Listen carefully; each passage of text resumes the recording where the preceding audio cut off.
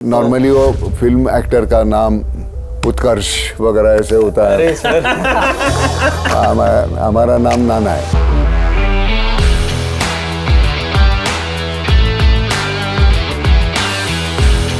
I think जितना honestly आप बात करते हैं। अनिल कपूर के इंटरव्यू में बोले बहुत बकवास है अनिल शर्मा, 25 साल से आया काम नहीं किया। अरे काम कैसे करता, आप कहानी तो ओके करो तो काम ओके करेगा। आपने 15 मिनट में पिक्चर को हाँ कह दी। वैसे मुझे उम्मीद नहीं थी, उस दिन मुझे लगा यहाँ नहीं कहेंगे। अपने ही डायलॉग बोल के पेट पालने का अभी तक वक्त नहीं आया। इतने सारे मिमिक्री आर्टिस्ट जब आपकी मिमिक्री करते हैं, कभी किसी की मिमिक्री मत करो, उसी में अटक जाओगे। बहुत से ऐसे लोग हैं उसी में अटक गए और वे खत्म हो गए। जिस फिल्म में हमें अपने बच्चे की आंख बंद करनी पड़े, मैं तो नहीं बनाना चाहता उसको। तो मुझे बहुत चिढ़ होती थी उन फिल्मों से ग्रोइंग अप, जहाँ पे सिर्फ मम्मी पापा जा सकते तो मैं थिएटर नहीं जा पाता था। प्रहार करते वक्त वो आर्मी का कैरेक्टर करना था। 3 साल मैंने गुजारे वहाँ। खामोशी का कैरेक्टर है, गूंगे का था। उसकी माँ खुद गूंगी थी, वो हमको सिखाती थी। लेकिन मैं यहाँ से आते वक्त रास्ते पे जाते कोई देख रहा है मुझे, ये करे, कोई नहीं है, किसी को फुर्सत नहीं है तुम्हारी तरफ देखने की। कि नॉन फिल्मी बैकग्राउंड होने के बावजूद भी आप फिल्मों में अपने इतना बड़ा नाम बनाया। इसके लिए उसका बाप डायरेक्टर और प्रोड्यूसर है, ये वरदान होगा, लेकिन कई लोगों के लिए वो शाप भी है। तो मुझे वो एक ही शॉट करना था। और फाइट करने वाली वो बाद में पता चलता है कि वो लड़की है। आपने तो इनको एक ही जगह देखा है ना, कंट्रोल वहीं देखा है ना, मगर उससे ज्यादा इनकी कॉमेडी है। और वहाँ पे एक सीन आता है जहाँ पे लिखा होता है सर्वधर्म सर्वभाव। आपकी कैरेक्टर ने तो वहाँ पर एक मैसेज देने की कोशिश की है, लेकिन एक बार यही सवाल मैं आपसे पूछूं। आपको मेरी जात मालूम है? नहीं, ये जो संदेश अब पुलिस ही अगर मुझे पूछ रही है कौन से जात के हो, ब्राह्मण हो, यादव हो, ये हो, तो फिर ये लिखा क्यों है भाई? एक बार हमने यहाँ टीका लगाया, हम समझते हैं कि हमारी जिम्मेदारी ख़त्म हो गई। वैसे नहीं है। सियासतदान जो है सभी बुरे हैं, ऐसी बात नहीं, लेकिन जो कुछ है डर लगना चाहिए उन्हें। 8-9 घंटा ना किसी ने खाया, ना पानी पिया, ना कुछ किया, क्योंकि मैं इनको कोई इंस्ट्रक्शन भी नहीं दे पा रहा हूँ। ना ये मुझे सुन रहे हैं, ना मैं इनके पास जा पा, क्योंकि चलो तो गिरो, चलो तो गिरो। शाम को 6 बजे 6:30 बजे हमारे बहू और बेटा आ जाते हैं घर से। हम घर में रहेंगे तो उनको प्राइवेसी नहीं मिलती, तो हम 3-4 घंटे के लिए हम यहाँ बैठे रहते तो उनको प्राइवेसी मिलेगी। चलो रेडी? काम।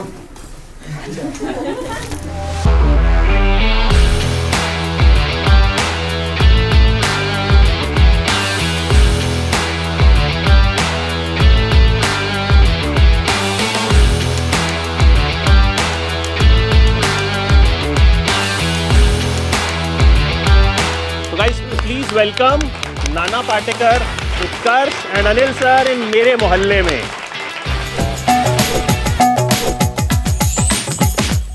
सबसे पहले ये बताओ, अपने पेरेंट्स से कौन कौन प्यार करता है? अरे सभी करते हो। कौन कौन ज्यादा प्यार करता है? तो ये एक एक शब्द जो कहेंगे बड़े ध्यान से सुनना, क्योंकि हम शायद कहते तो हैं हम प्यार करते हैं, लेकिन कभी कभी आप दिखाने वाले हैं वो इस फिल्म में। नहीं, सभी प्यार करते हैं, ऐसा नहीं है। और इसीलिए ये सब लोग वनवास देखने भी जाएंगे, क्योंकि और पेरेंट्स को साथ लेके जाएंगे, तभी समझ आएगा ये कितना प्यार करते हैं। बिल्कुल। सो नाना सर की तबीयत भी थोड़ी खराब है। नहीं ठीक है, बोलो। हम जब तक आप कहेंगे हम उतनी देर ये नहीं जारी रखेंगे। चलो, या तो फिर हमारे सवाल इतने अच्छे होने चाहिए कि वो यहाँ बैठ के उनका जवाब देना चाहिए। पूछो, चलो पूछो। तो ठीक है, पहला सवाल आप ही लोगों से शुरू करते हैं। कौन पूछेगा पहला सवाल? ठीक है, अंशिका। नमस्कार सर। वनवास से जुड़ा सवाल होना चाहिए।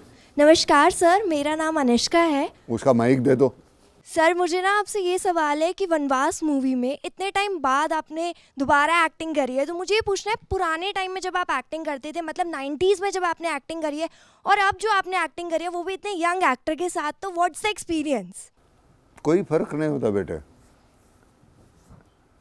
सिर्फ वक्त के मुताबिक आपको थोड़ा सा बदलना पड़ता है, कहानी में बदलाव आता है। परफॉर्मेंस तो वैसे ही होगी ना। पिताजी तेरे साथ कैसे बात करते थे 10 साल पहले और आज अलग कर रहे हैं, वैसे ही करेंगे ना। और सर सब्जेक्ट बदलते रहते हैं। सर उत्कर्ष सर के साथ जो नई जनरेशन है, वो तो उनके साथ काम करने का जो आपका एक्सपीरियंस है? बेटे नई जनरेशन मतलब मुझसे उम्र से सिर्फ छोटा है ना, है तो कलाकार।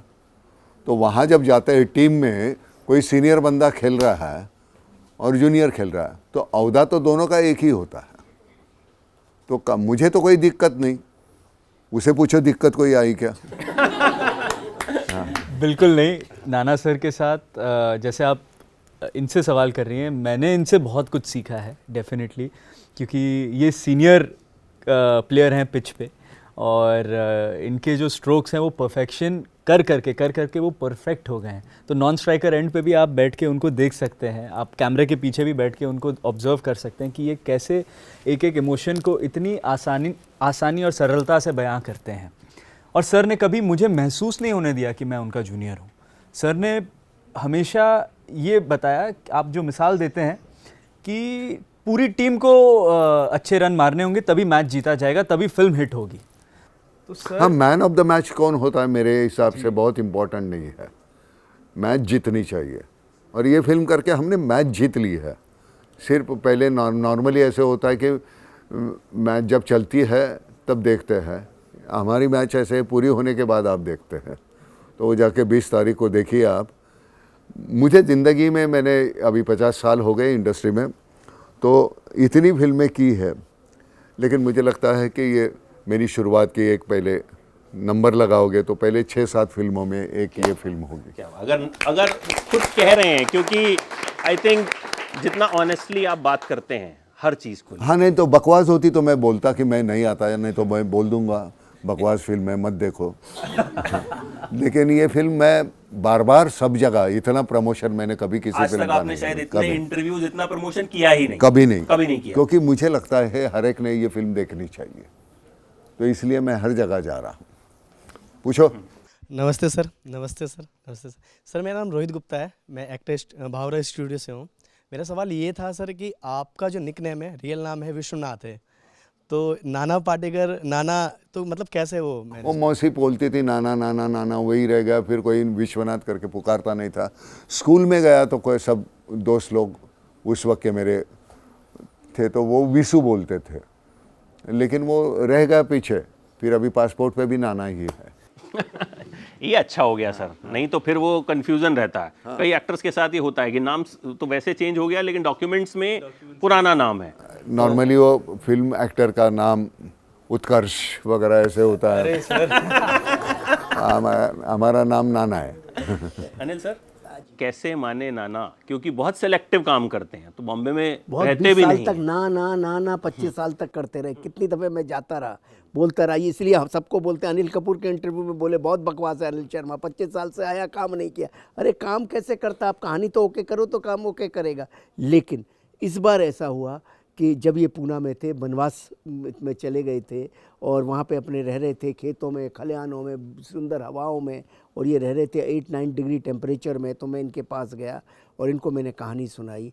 And I am so thankful to Nana sir, आपने 15 मिनट में पिक्चर को हाँ कह दी। वैसे मुझे उम्मीद नहीं थी उस दिन, मुझे लगा यहाँ नहीं कहेंगे। वो जो सब्जेक्ट है और उसकी वजह से जो कहानी है वो तुम्हारे हर एक के घर में जो घटती है वही कहानी है। नए सिरे से कहने की कोशिश की है, देख लो।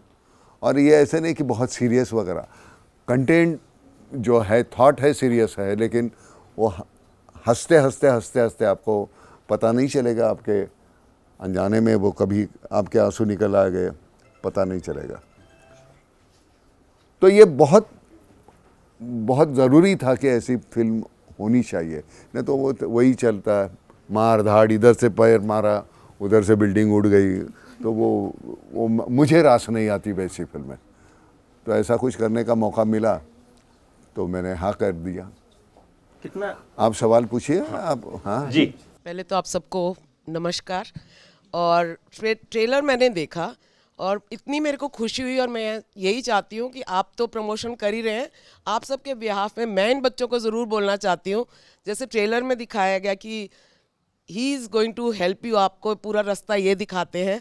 ऐसे ही भगवान करे ये सब बच्चे भी बुज़ुर्गों को बनवास तक जाने ना दें और सब के घरों में अपने अपने पेरेंट्स को बच्चे बहुत अच्छे तरह से देखें। Thank you very much. मेरा मैं यही जानना चाहती थी, बस बोलना चाहती थी आपकी सबकी तरफ से। Thank you very much. We have another senior actress. Ma'am please आप भी अपना सवाल पूछ लीजिए। नमस्कार, मेरा नाम मीरा मल्होत्रा है और मैं भावरस से हूँ। मेरा सवाल नाना जी से है। इनकी फाउंडेशन है नाम फाउंडेशन।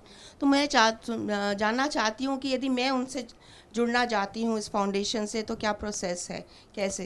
तो वेबसाइट है, उसके ऊपर सभी नंबर्स है, आप फ़ोन करो। ऑफिस जो है अपार्ट फ्रॉम डोनेशन, मतलब डोनेशन के अलावा डोनेशन, आप कोई देखो हमने जब शुरुआत की नाम फाउंडेशन की, हालांकि आप सभी को तो मालूम नहीं होगा, नाम फाउंडेशन शुरू हुआ जो किसान आत्महत्या कर रहे थे उनको मदद करनी थी। फिर वाटर कंजर्वेशन का काम हमने शुरू कर दिया। शुरुआत में हमने जब फाउंडेशन शुरू किया, अनाउंस हुआ, तो 2 महीने में लोगों ने 60 करोड़ रुपए दिए और गांव खेड़े के गरीब लोगों ने दिए हुए, ऐसे नहीं कोई इंडस्ट्रियलिस्ट है उन्होंने पैसे दिए। तो लोगों को एक भरोसा था कि ये पैसे सही जगह खर्च होंगे। अब टाटा मोटर्स हमसे जुड़ गई है और महाराष्ट्र गवर्नमेंट, और फिर अभी विप्रो भी ज्वाइन हो जाएगी। तो पहले एक 200-300 करोड़ का काम होता था, अब हज़ारों करोड़ में टाटा की जहाँ जहाँ कंपनीज़ है वहाँ हर स्टेट में काम हो रहा है। तो मुझे लगता है हम हर एक में ताकत तो है, औकात है, करने की इच्छा है, तो इच्छा है तो करो। शुरुआत छोटी सी होगी और एक दिन वो ऐसे, अभी नाम फाउंडेशन इतना बड़ा नाम हो गया, इतना बड़ा काम हो गया। तो मुझे लगता है वो हर बात के लिए अगर हम सरकार पर निर्भर रहेंगे तो वो सही नहीं है। हम खुद जाके कुछ करें तो बेहतर होगा। Thank you so much. I think you are doing a lot to society. और हम भी अब जैसे रिटायर हो गए हैं तो हम भी चाहते हैं कि सोसाइटी को वापस दें अपनी। रिटायर्ड होने की राह नहीं देखने की, नहीं ऑफिस से अब हुए हैं। रिटायर्ड कभी होते ही नहीं, हम एक ही बार रिटायर्ड होते हैं। तब तक करते रहने का बहुत ऊर्जा होती है, ताकत होती है हम भूल जाते हैं। Thank you very much. Utkarsh, आज हम देखते हैं कंटेंट बहुत तरह का आ रहा है, जैसे नाना ने भी कहा, मार धाड़ ये वो सब, मतलब, और साफ सुथरा कंटेंट। हम लोग हमसे फ़ोन करके पूछते हैं, भाई बच्चे को ले जाऊं, फैमिली को ले जा सकते हैं इस फिल्म में? अगर फैमिली, तो तब भी पूछते हैं कि कुछ ऐसा है तो नहीं कि मतलब मुझे बच्चे की आंख बंद करनी पड़े या ऐसा कुछ हो। तो आज के दौर में, बिकॉज यू आर यंग, तो ये कितना रेलेवेंट आपको टॉपिक लगा जब आपने किया, क्योंकि आपको पता है कि इस पिक्चर में असल में दिखाया क्या है? जी, मैं अपनी पर्सनल बात करूं तो मुझे बहुत चिढ़ होती थी उन फिल्मों से ग्रोइंग अप, जहां पे सिर्फ मम्मी पापा जा सकते तो मैं थिएटर नहीं जा पाता था। मुझे बहुत चिढ़ होती थी ऐसी फिल्मों से कि ऐसी फिल्म बना क्यों रहे हो जब आपको पूरी पब्लिक के लिए बनानी ही नहीं है पिक्चर, तो मत बनाओ ना ऐसा सब्जेक्ट। अगर आप ऐसी कोई गहरी बात कह रहे हो उसमें तो सबके लिए बनाओ। तो मेरा पर्सनल ये था कि मैं कभी भी अगर फिल्म मेकिंग में गया कोई भी वे में, अब मैं एक्टिंग के वे से हूँ, तो मैं हमेशा ऐसी फिल्म बनाऊंगा कि जो बच्चा से लेके जो वृद्ध पर्सन भी है वो भी इंजॉय कर सके उसे थिएटर में। तो मैं पर्सनली भी वैसे कंटेंट से ज़्यादा जुड़ता हूँ। और सिनेमा जाना as a kid best memories, one of my best memories है। थिएटर पे जब आपके अंदर उस टाइम एक इनोसेंस होती है, एक वल्नरेबिलिटी होती है, आपका सस्पेंशन ऑफ डिसबिलीफ थोड़ा हायर होता है, तो आप उन कैरेक्टर्स को और उन जो भी विजुअल्स आ रहे हैं वो आपके अंदर आपके अंदर एक कैरेक्टर पैदा करते हैं, आपको कुछ सिखाते हैं। तो हमने भी वनवास के थ्रू यही कोशिश की है कि एक बहुत एंटरटेनिंग फिल्म जो हर एज ग्रुप को अपील करे और साथ ही साथ आपको एक इमोशनल, सर कहते हैं कि खंजर या छुरा, आप क्या बोलते हैं? हाँ, मतलब इमोशनल खंजर घुसा दे फिर इमोशनल जो बात है ना, वो मतलब कड़वी, अगर वो कोई दवाई है तो ऐसे तो निगलने में तकलीफ होती है, उसको शुगर कोट करो तो हम आसानी से निगल लेते। तो वो शुगर कोट करके वो जो कड़वापन है वो आपको वो आंखें खोलने वाली बात है। वो सर का कॉमेडी इसमें ऐसा है, नाना सर के जो सीन है कॉमेडी कर नहीं रहे हैं, मगर आपने तो इनको एक ही जगह देखा है ना, कंट्रोल वहीं देखा है ना, मगर उससे ज़्यादा इनकी कॉमेडी है इसमें, और इतनी सटल कॉमेडी है कि लोग हंस हंस के लोटपोट होने वाले हैं। और उत्कर्ष उनकी जोड़ी और जो कमाल के सीन्स हुए हैं, और वो एक शुगर कोट है, मगर अल्टीमेटली एक ऐसी फिल्म है जो कि पूरे परिवार के साथ, बच्चे के साथ। तो मेरे भी थिंकिंग यही है कि जिस फिल्म में हमें अपने बच्चे की आंख बंद करनी पड़े, मैं तो नहीं बनाना चाहता उसको कि भाई ऐसा कर देते, आंख बंद कर दी, भाई बच्चा ना देखे, वो मुझे नहीं बनानी। मैं तो पूरे भारत के लिए फिल्म बनाता हूँ, 5 साल के बच्चे से लेके 75 साल तक के, 100 साल तक के आदमी के लिए फिल्म बनानी है, ताकि सबकी सेंसिबिलिटी सबको बहुत बढ़िया रहे। तो मार धाड़ के इस मौसम में, क्योंकि गदर 2 के बाद मुझे मालूम था सब मार धाड़ की फिल्में बनने वाली हैं। गदर 2 के इमोशन को लोग नहीं समझेंगे, गदर 2 की मार धाड़ को लोग समझेंगे। और वो मार धाड़, क्योंकि वो आसान रास्ता, उनको लगा वही रीज़न है, पर वो रीज़न नहीं था। गदर 2 का इमोशन गदर 2 की सफलता का रीज़न था, उसका परिवार सफलता का रीज़न था। तो मार धाड़ को पकड़ लेंगे, परिवार को कोई नहीं पकड़ लेगा। मैंने मार धाड़ छोड़ दी और परिवार पकड़ लिया, परिवार की फिल्म ले आया, और जो कि आप सबको बहुत ही अच्छी लगेगी। और इस फिल्म का, जैसे नाना सर ने कहा कि बेस्ट पार्ट क्या होने वाला है, the moment film will and, आप सबसे पहला काम करेंगे अपने माता पिता को फ़ोन लगाएंगे। अगर उनके साथ नहीं है, कोशिश करो माता पिता को साथ ही लेके जाओ। आपको बेवजह जो वायलेंस होता है वैसी फिल्में आपको अच्छी लगती है? बताइए। जो मतलब खून है, ये कर रहे, काट रहे, ये कर रहे, मुझे नहीं अच्छी लगती। जो जायज़ है वायलेंस, वो देखने में कहना, जो होना ही चाहिए। अत्याचार के खिलाफ अगर कोई रिवोल्ट करता है तो उसको वायलेंस नहीं कहते, उसको इनकलाब कहते हैं। जवान हमारा किसी को मारता है बॉर्डर पे तो वो मर्डर नहीं होता, वो हमारी देश की रक्षा कर रहा है। तो ये वायलेंस, वो परसेप्शन, नहीं तो खामखा कोई कुछ, ये दीवारें खून से लथपथ है, इधर इसको ऐसे काटा फिर वैसे काटा, माने। तो मुझे लगता है कि इस तरह की फिल्में, ये कोई ज़रूरी नहीं कि लगातार ऐसी ही फिल्में होती रहे, लेकिन एक जो था ना, ऋषिदा थे जिस तरह की फिल्में बनाते थे, बिमलदा थे, गुड्डी बनी, हाँ, और अभी मुन्ना भाई MBBS, मुझे बहुत अच्छी लगती है वो फिल्म। मैंने न जाने कितनी बार देखी है वो, इतनी बेहतरीन फिल्में हैं। आपको जो कहना है बहुत सटली कह दिया उन्होंने, लेकिन हंसाते हंसाते हंसाते पूरे फिल्में आप हंसते रहे। तो उस तरह की फिल्में करने में मज़ा आता है। पूछो नेक्स्ट।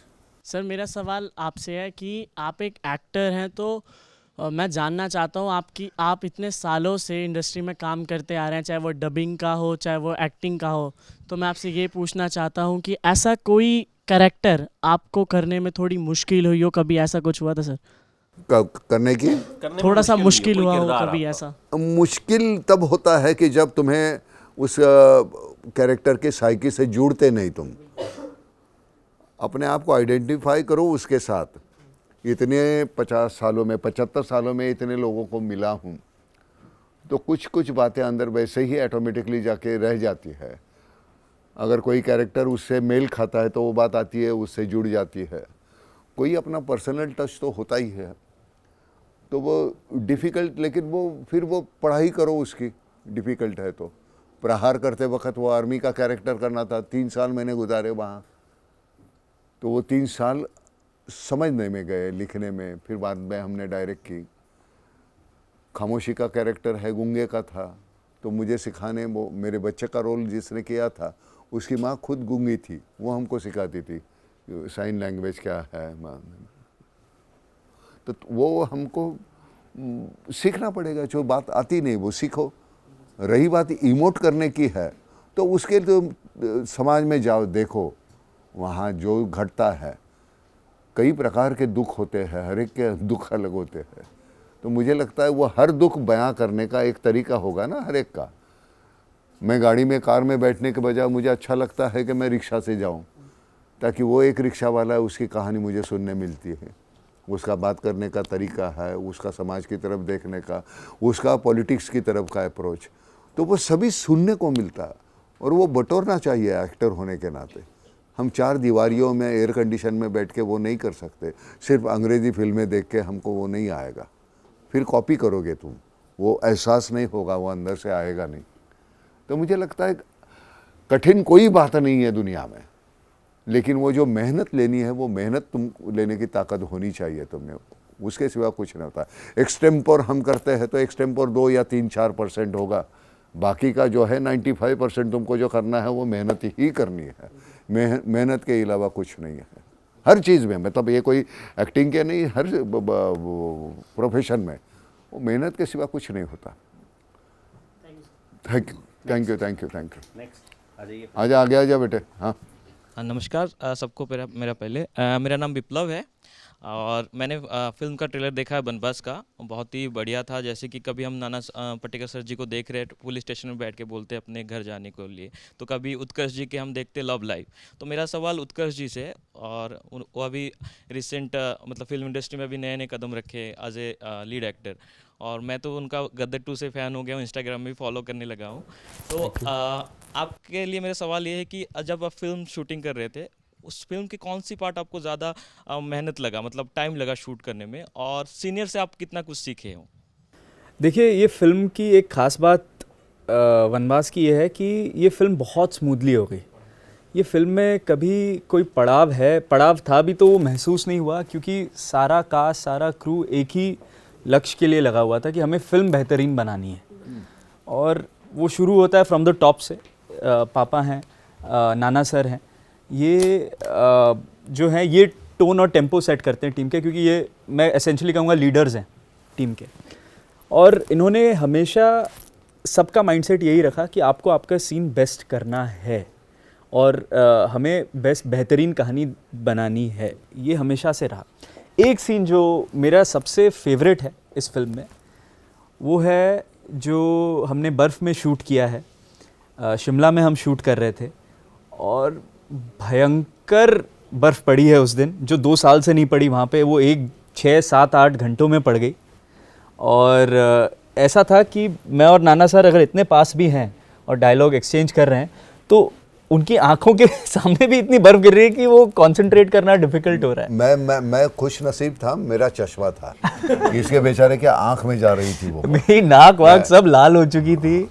अबे मैं समझो मर भी जाता उसमें, तो इसके ऊपर गिरी है तो मुझे ऐसे नहीं करना पड़ता, इसको वो तकलीफ हो जाती। तो वो सीन बहुत डिफ़िकल्ट था। कैमरा उतने डिस्टेंस पे भी होगा तो हम कुछ सुन नहीं पा रहे थे इंस्ट्रक्शंस क्या है, इतनी तेज़ बर्फ़ गिर रही है, और वॉक भी नहीं कर सकते आप, 2-3 कदम में आप फिसल के गिर पड़ोगे। So it was a very difficult shoot, and for 6 to 9 hours whatever, entire crew, Nana sir, मैं, बाकी एक्टर्स सब बर्फ़ में खड़े हुए हैं, हमारे हाथ पैर जम चुके हैं, हमें पता नहीं कि क्या है, मांस है अंदर या खाने को कुछ नहीं, पीने को कुछ नहीं, 8-9 घंटा ना किसी ने खाया, ना पानी पिया, ना कुछ वो किया। मैडनेस में, क्योंकि अलग पागलपन था कि भाई ये, क्योंकि हम बर्फ मांग रहे थे पिछले 1 महीने से, शिमला में थे और बर्फ़ गिर नहीं रही थी। फाइनली 1 रात पहले डिसीजन हुआ कोई नमक मंगा लेते हैं, तो 2-3 ट्रक नमक मंगाया गया, दिल्ली से मंगाए गए स्नोफॉल की मशीनें, और वो सब तैयारी थी। और रात 3 बजे से जो खड़खड़ाहट शुरू हुई तो सुबह उठे तो पूरा शिमला बर्फ़ में डूबा हुआ था। बड़ी मुश्किल से लोकेशन पहुँचे, 3 फीट चल नहीं पाते हैं, गिर जाते हैं। और ओवर एक्साइटमेंट, और ये था कि ये बर्फ़ गिर रही है, पूरा सीन बर्फ़ में कर ही ले। मेरे को एज ए डायरेक्टर ये लग रहा था, मैं सिर्फ उसी में सोच रहा था, ये दोनों एक्टर इसमें कर रहे थे कि हम परफॉर्म कैसे करें, क्योंकि मैं इनको कोई इंस्ट्रक्शन भी नहीं दे पा रहा हूँ, ना ये मुझे सुन रहे हैं, ना मैं इनके पास जा पा, क्योंकि चलो तो गिरो। तो भैया आप अपने आप, आपको डायलॉग अपने याद हैं, अपने आप करो, हम सब कैमरे के साथ घूमेंगे। हमने राउंड ट्रॉली कैमरा लगाया, वो कैमरा ऐसे चल रहा है, जा रहा है, आ रहा है, 6-7 कैमरे लगा दिए और काम चलता रहा। कुछ बातें हैं ना, हो जाती है, ईश्वर की कृपा थी, हो गया बस, वो हो गई ये फिल्म। अगर मुझे दोबारा कोई कहे कि वैसे आप रिपीट करो सकोगे तो मैं नहीं करूँगा, क्योंकि मैं कर नहीं पाऊँगा उतना, क्योंकि मालूम ही नहीं क्या किया है। हम तो नॉर्मली क्या होता है कि नेचर का कंट्रीब्यूशन है। अभी तो बच्चे यहाँ खड़ी है, तेरे यहाँ बाल ऐसे है, बाहर होती तो ऐसे उड़ते थे ना, तो वो हवा से जो उड़ने का जो है, उसके बाद एक उसमें लाइफ आ जाती है। अभी एकदम बिल्कुल स्टैटिक है आप, तो वो नेचर का कंट्रीब्यूशन जो है हम भूल जाते हैं। हम है कुदरत की वजह से, उसी कुदरत की हम हानि कर रहे हैं। जिस तरह से पर्यावरण जो कहते हैं हम, वो वैसे ही है। तो तुम वो देखो, ये मेन रोल वो ऊपर वाले ने किया है उसमें, क्योंकि एक फिल्म थी जो ऊपर वाला भी चाहता है कि ये फिल्म पब्लिक तक पहुंचे, बनवास, इसीलिए ऊपर वाले ने भी बहुत सपोर्ट किया, हर जगह कुदरत ने हर जगह हमें सपोर्ट किया, इतना सपोर्ट किया मैं आपको बता नहीं सकता। आई थिंक सपोर्ट ऑडियंस की तरफ से भी बोलो, मिलने वाला है। सपोर्ट नेक्स्ट चाहिए क्वेश्चन 20 दिसंबर। नमस्ते सर, नमस्ते। मेरा नाम स्नेहा है और मेरा सर आपसे एक सवाल है कि आपने इतने फेमस डायलॉग्स हमें दिए, मतलब हमें पर्सनली बहुत अच्छे लगते हैं। सर आपका कोई एक फेमस डायलॉग जो आपको बहुत सबसे पसंद अच्छा हो? लगा? डायलॉग बेटे ऐसे नहीं होता ना। देखो, पिताजी जब एक चाटा भी मारते हैं ना, तो वो चाटा मारते हैं तो कई वर्षों के बाद अपने को पता चलता है कि नहीं वो चाटा ज़रूरी था, तो उस वक्त वो चाटा सबसे बेहतरीन होता है। तो वो डायलॉग जैसे, तो अभी और नॉर्मली क्या होता है कि हम ये जो है, यहाँ एक रूम है, इस रूम में एक ही बंदा रह सकता है, 1 BHK है ऊपर। तो उसमें अब ये दीपक त्यागी का बंदा वो जो था वो यहाँ रह रहा था, बनवास का करेक्टर। बनवास का कैरेक्टर। वो कंप्लीट होने के बाद उसने मेरा वो जो कितना भाड़ा जो था वो दे दिया और वो निकल गया। वो जब तक निकलता नहीं दूसरा बंदा आके यहाँ रह नहीं सकता, और वो एक बार वो निकल जाता है ना तो मेरे जहन में रहता नहीं। मैं सच कहता हूँ, मेरे डायलॉग मुझे नहीं याद आते। उस वक्त पूरी जान डाल दो, उस वक्त करो। अगर मुझे रिपीट करने को बोलो मुझे नहीं आएगा। एक बार हो गया, मैं हमेशा कहता हूँ मैंने किया नहीं, वो हो गया, हो जाता है। वो तो एक बार वो बात मान लेते हैं ना हम, फिर हमारे यहाँ हवा नहीं जाएगी। लेकिन मैं यहाँ से आते वक्त रास्ते पे जाते कोई देख रहा है मुझे, ये करे, कोई नहीं है, किसी को फुर्सत नहीं है तुम्हारी तरफ देखने। आराम से जाओ यार। कोई कैमरा जब तक ऑन नहीं होता, हम नॉर्मल होना चाहिए, आम इंसान होना चाहिए।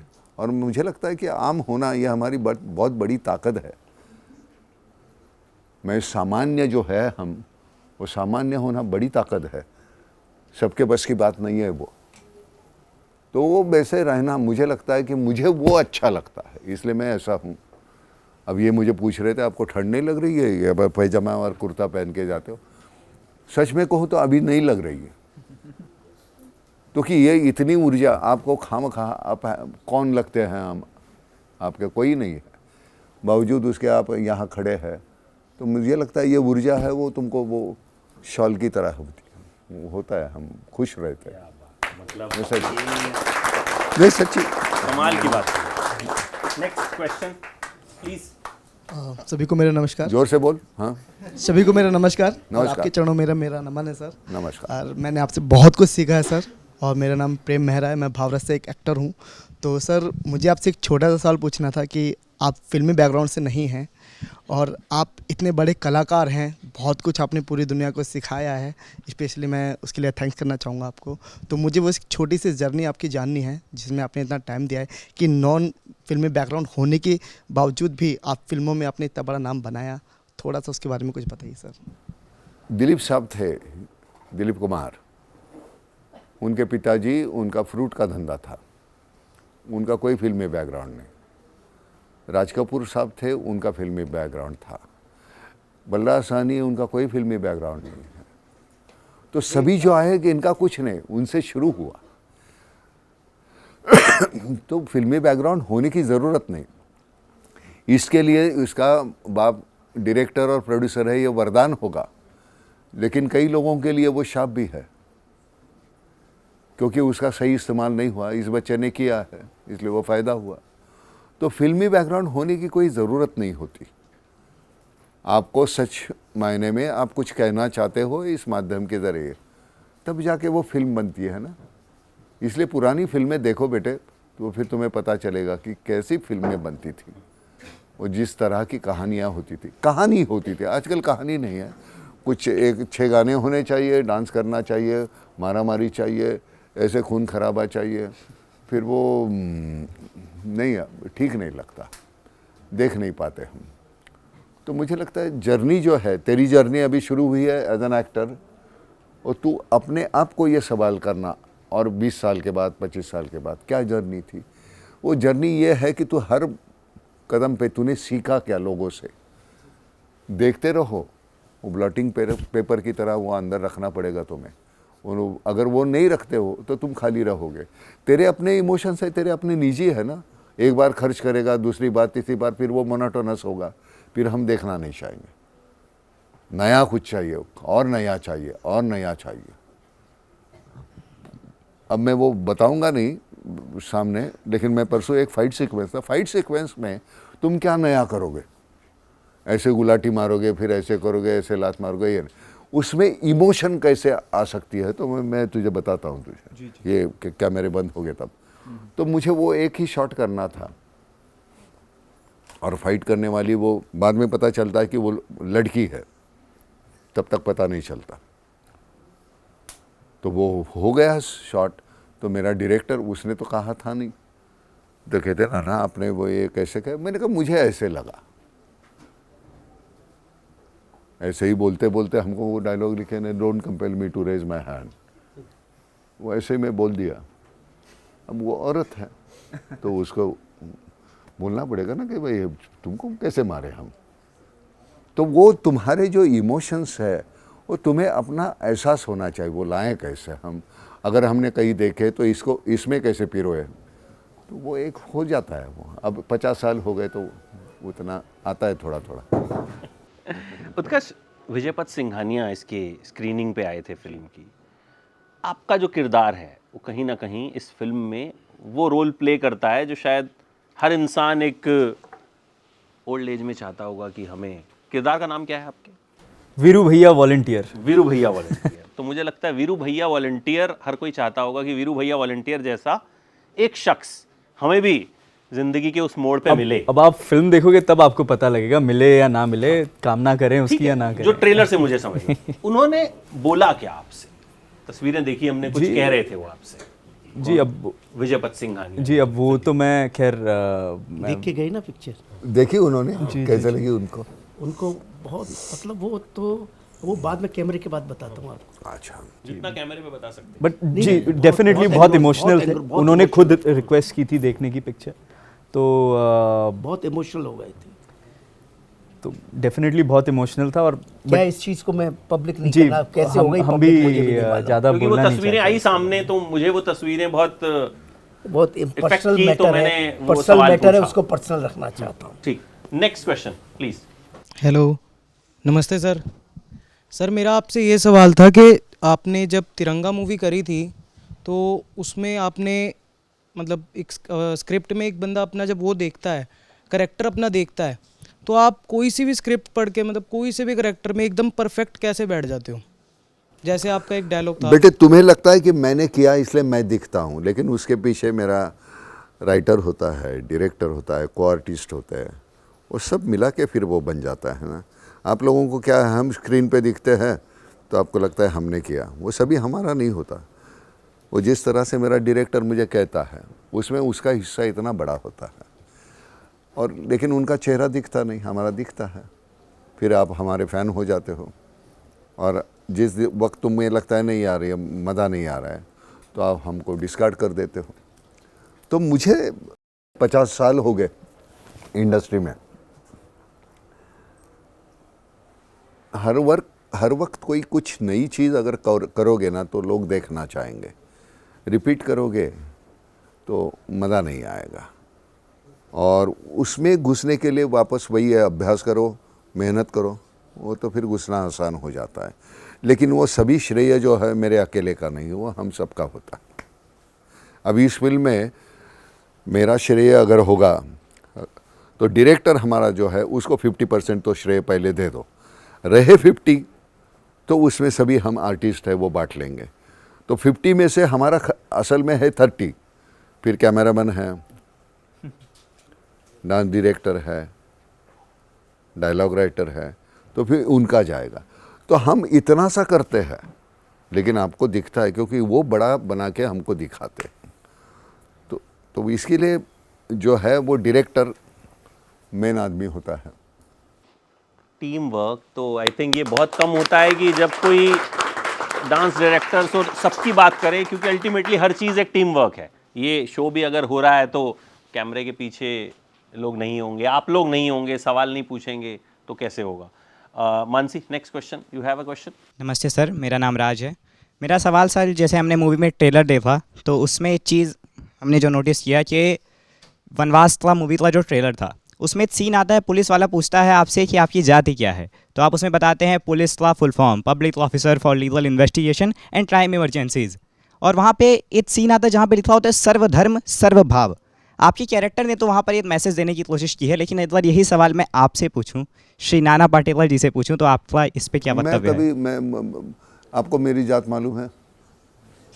नहीं, ये जो संदेश फैलता मैं है सर्वधर्म समभाव जो है वो हम लिखे हैं, लेकिन उसका अमल तो होना चाहिए ना। अब पुलिस ही अगर मुझे पूछ रही है कौन से जात के हो, ब्राह्मण हो, यादव हो, ये हो, तो फिर ये लिखा क्यों है भाई?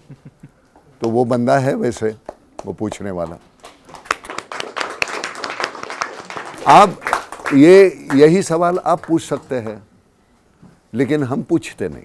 हमारा प्रॉब्लम क्या है, हमारे मन में सवाल आते हैं, वो उठते हैं, लेकिन वो हम पूछते नहीं सामने। वो फिर किसी को भी, तो पुलिस को हो या सियासतदान हो, हम पूछते नहीं। वो हमारी कमज़ोरी है, पूछना चाहिए। एक बार हमने यहाँ टीका लगाया, हम समझते हैं कि हमारी जिम्मेदारी ख़त्म हो गई। वैसे नहीं है।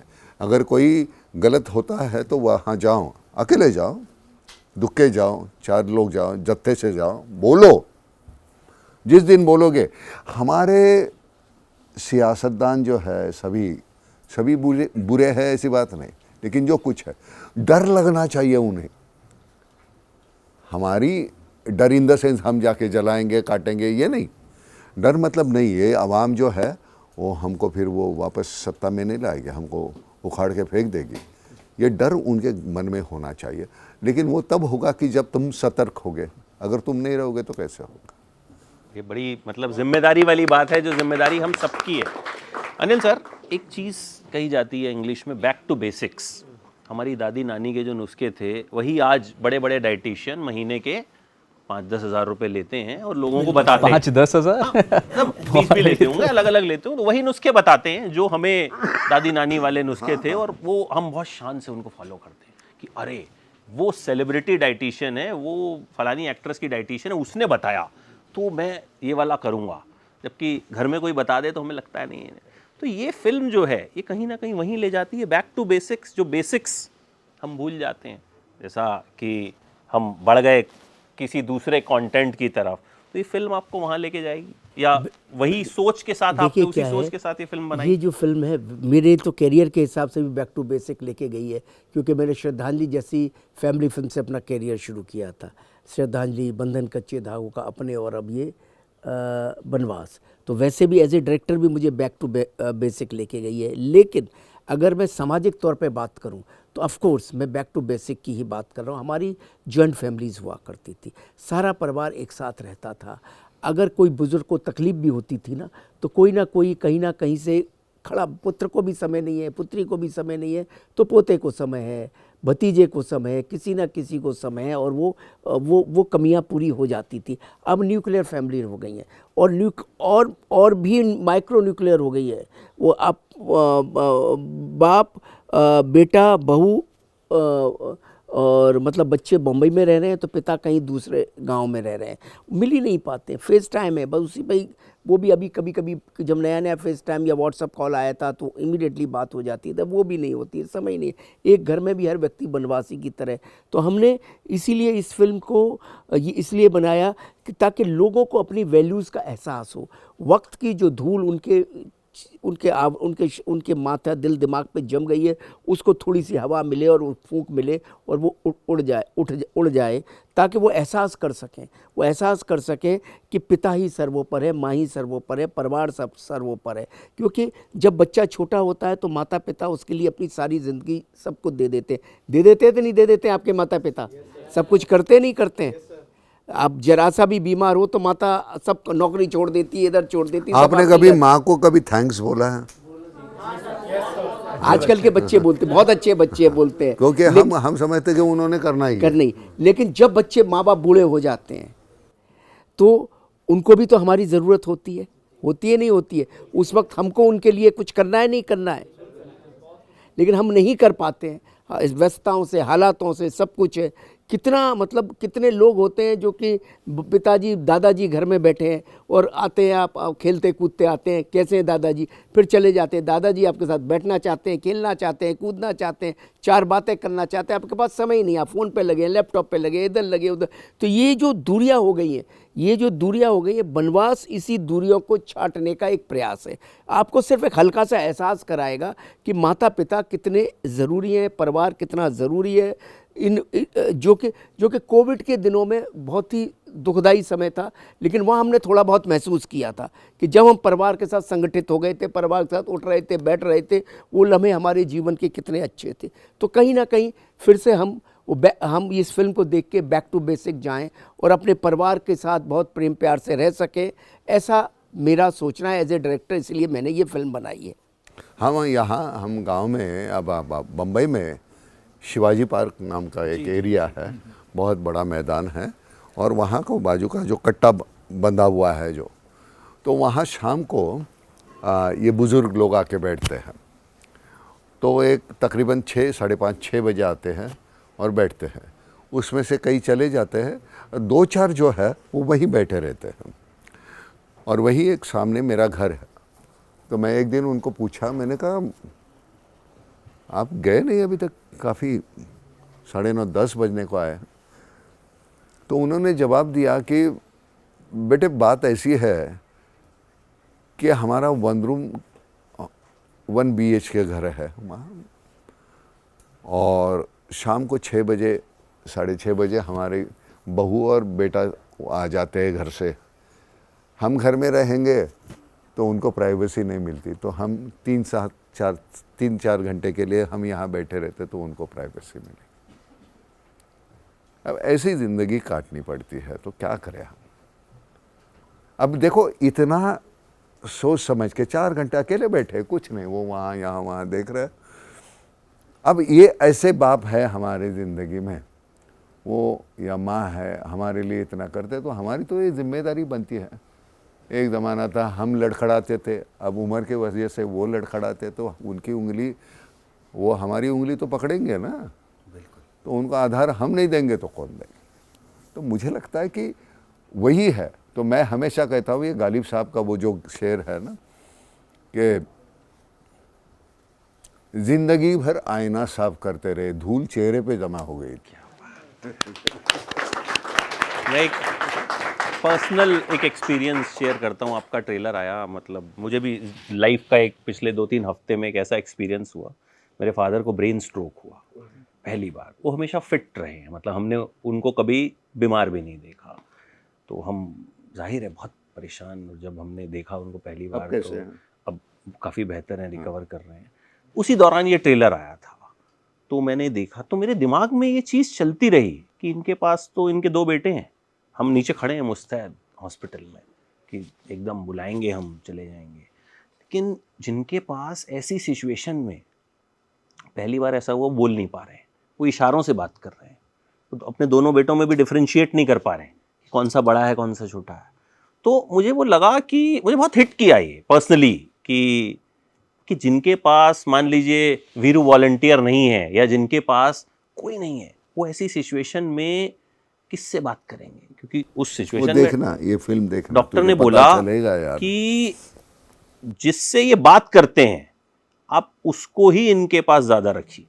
अब जैसे मेरे छोटे भाई से वो ज़्यादा बात करते हैं, वो उसी से बात कर रहे थे। वो उसको बोले उस टाइम पे भी कि मतलब तूने मेरे लिए बहुत किया है, and he got emotional. Inconsistent होता है वो भी, एक रिलेवेंट ऐसे है कि कंसिस्टेंटली वही बात करेंगे, ऐसी बात नहीं, बीच में कुछ अलग ही जाएंगे, बीच में कुछ अलग। तो वो तो अब तुम्हारी बारी है कि उनके पिताजी बन जाओ। बिल्कुल, वो मैंने पिछले 3 हफ्ते में महसूस की ये बात कि बहुत जरूर, मतलब मैंने आज तक शायद कभी उन्हें अपने हाथ से खाना नहीं खिलाया, क्योंकि वो कभी जरूरत ही नहीं पड़ी। मैं बोलता हूँ ये सुना क्या, आज तक मैंने उनको अपने हाथ से खाना नहीं, क्योंकि कभी जरूरत नहीं पड़ी। अब खिलाया हमने खाना खिलाया, देखो कभी नहीं हुआ पिता, ये देखो माँ बाप हमेशा आपको खिलाते हैं, ऐसा कभी मैंने भी, देखो ये वाह। नहीं ये तू देखना यार, ये फिल्म कब आपने अपने पिता को खाना खिलाया? मुझे पूरा यकीन है ये फिल्म आप 1-2 नहीं कितनी बार देखोगे। देखो मैं वेलकम जितनी आपने पसंद की ना, उससे कई गुना ज़्यादा ये फिल्म पसंद करोगे।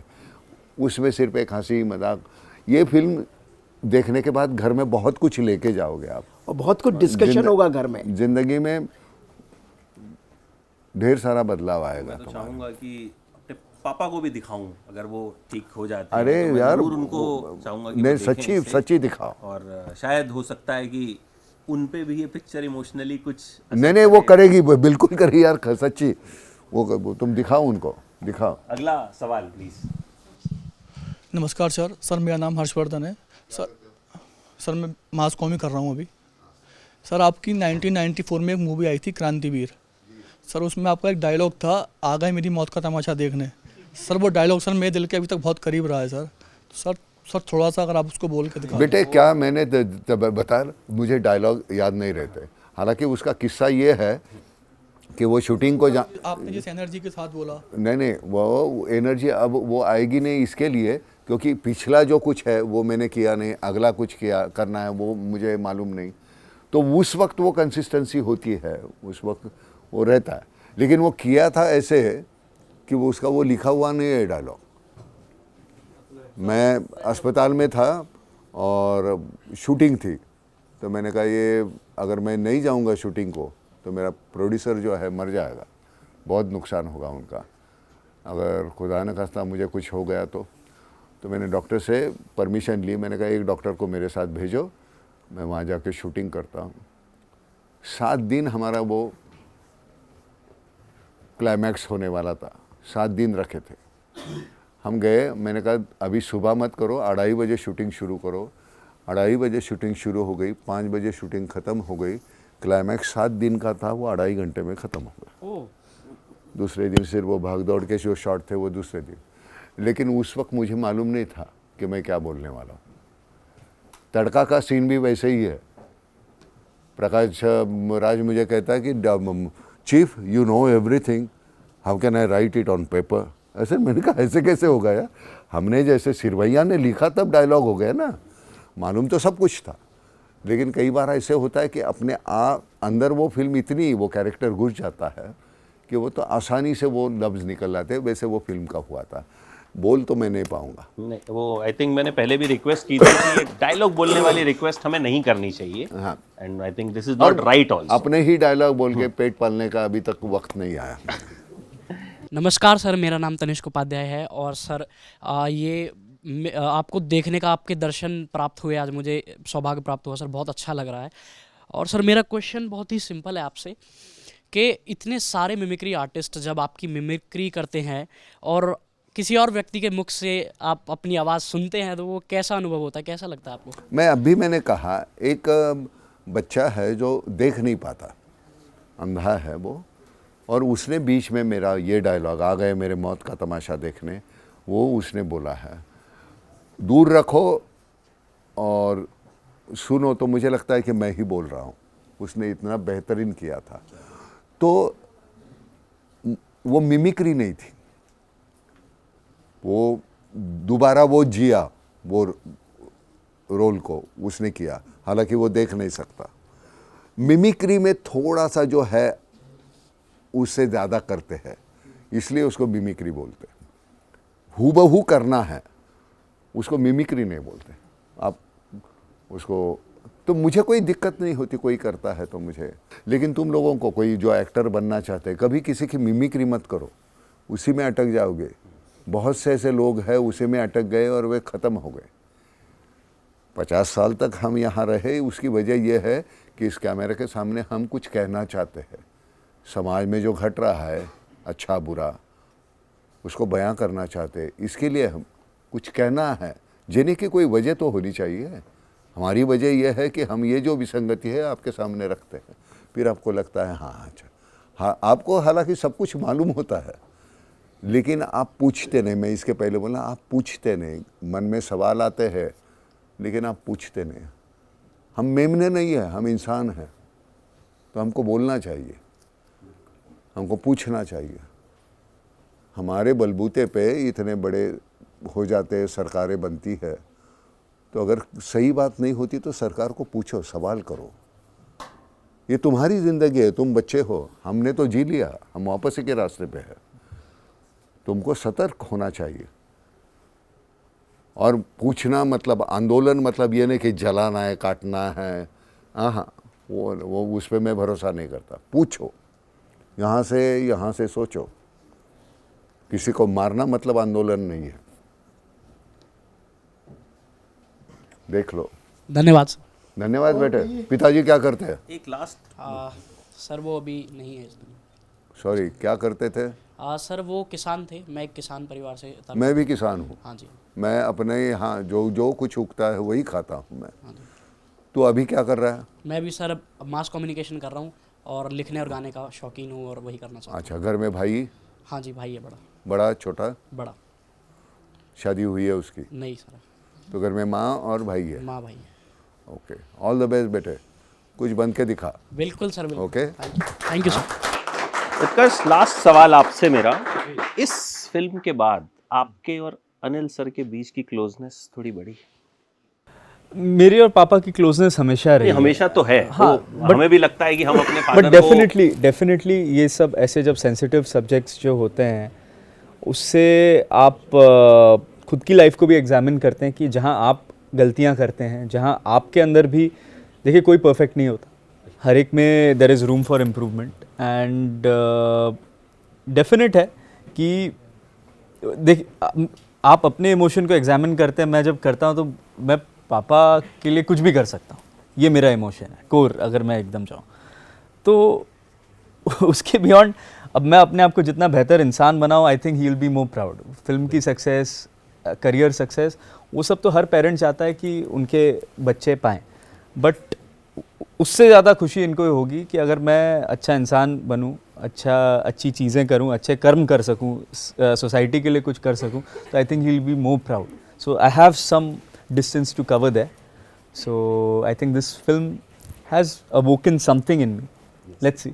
मैंने इसलिए सवाल पूछा क्योंकि जैसे मैंने कहा कि जब मैंने देखा, हमको लगता है कई बार कि हम प्यार तो करते हैं, लेकिन कहीं ना जब कुछ चीज़ होती है ना तो वो अंदर से इतनी देर हम इतने ऐसे दूर बैठे, मैं ऐसे करता हूँ तो फर्क पड़ता है ना। जो हमारे माँ बाप है इतना ही चाहते हैं, इतना ही करो, बाबा कैसा है, माँ कैसी हो, खाया कुछ, ऐसे क्यों दिख रही, तबीयत ठीक है, सब ठीक है, लेकिन वो एक दो लाइनें जो है उनको बहुत बहुत अहमियत रखती है। तो ये स्पर्श जो है ना वो बहुत है, वहाँ गुम हो गया है हमारी ज़िंदगी से। बिल्कुल भूलो मत, दोस्त कर ऐसे करके मिलते हो ना, माँ बाप को वैसे मिलो, फिर पता चलेगा। Thank you so much sir, and I wish ये फिल्म वो करेगी जिस नियत से आपने बनाई है, and I am very much sure कि ये उस इमोशन को टच करेगी, क्योंकि आई थिंक इमोशंस ही हैं जो हमें ड्राइव करते हैं। मुझे मेरा ये मानना है कि मतलब इमोशन जहां आता है ना, हम लोग, मैं बोल रहा हूँ ना 20 दिसंबर रिलीज हो रही है, आपको जो आपके सर हर सवाल का जवाब हो जाएगा। आप अपने परिवार के साथ और भगवान पिताजी को जरूर बिल्कुल दिखाऊंगा, उनको दिखाओ, और आप सब लोग भी। आप क्या है ना, माँ बाप तो आपको पिक्चर दिखाने ले जाते हैं, समझे। अभी एक मीम चल रहा है बहुत ज़बरदस्त कि मैं मुफासा में तो माँ बाप अपने परिवार को दिखाने, बच्चों को दिखाने ले जाएंगे, लेकिन क्या बच्चे अपने माँ बाप को दिखाने ले जाएंगे बनवास? तो इस आप में से कौन लेके जाने वाला है? मैंने सब साथ में देखो, सब जाओ, अगली बार उस क्वेश्चन को हम पूछेंगे कि तो अपने माँ बाप को जाओ और दिखा के लाओ। नमस्कार, थैंक यू सो मच।